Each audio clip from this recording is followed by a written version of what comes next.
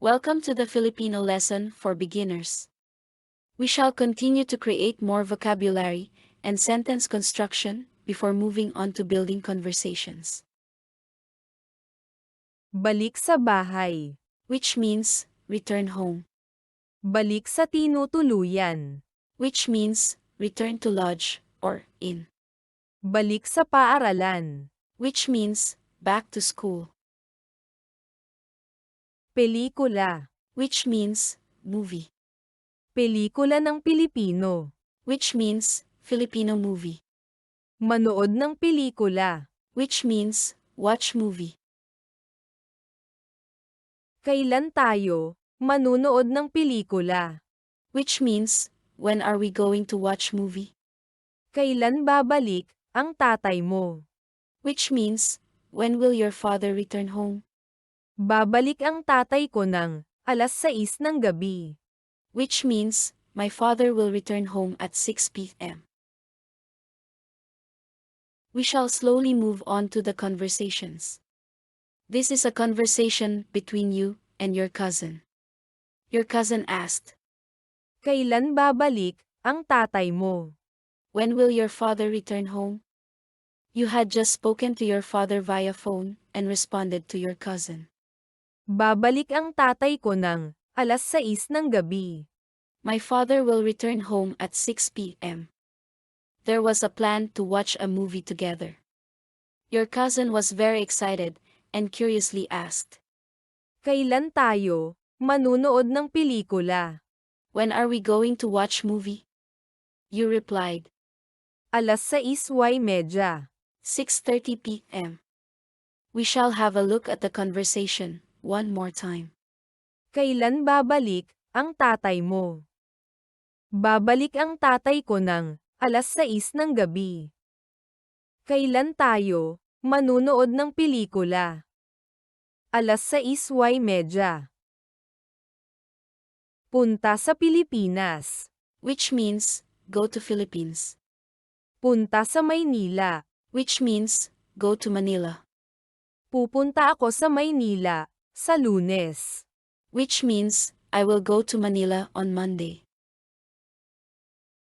Manatili sa Maynila. Which means, stay in Manila. Manatili ng 3 araw.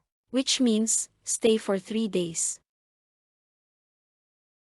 Ilang araw ka mananatili sa Maynila? Which means, how many days will you stay in Manila? Mananatili ako sa Maynila ng 3 araw. Which means, I will be staying in Manila for 3 days. Pwede ka bang bumalik sa bahay bago mag-Biyernes? Which means, can you return home before Friday? Babalik ako sa bahay. Which means, I can return home. Bumalik. Is used in the context where the speaker wants to express a command or request to return. Babalik. Is the future tense form of the verb, referring to the future action of returning. This is a conversation between you and your brother. Your brother informed you about the business trip to the Philippines. Pupunta ako sa Maynila sa Lunes. I will go to Manila on Monday. You curiously asked, Ilang araw ka mananatili sa Maynila? how many days will you stay in Manila? Your brother responded, Mananatili ako sa Maynila ng 3 araw. I will be staying in Manila for 3 days. With your graduation coming at the end of the week, you wanted your brother's presence at the event and asked, Pwede ka bang bumalik sa bahay bago mag-Biyernes? can you return home before Friday? Your brother responded, Oo, babalik ako sa bahay po. yes, I can return home. We shall have a look at the conversation one more time. Pupunta ako sa Maynila sa Lunes. Ilang araw ka mananatili sa Maynila? Mananatili ako sa Maynila ng 3 araw. Pwede ka bang bumalik sa bahay bago mag-Biyernes? Oo, babalik ako sa bahay po. Thank you for the patient learning. Stay tuned for more updates.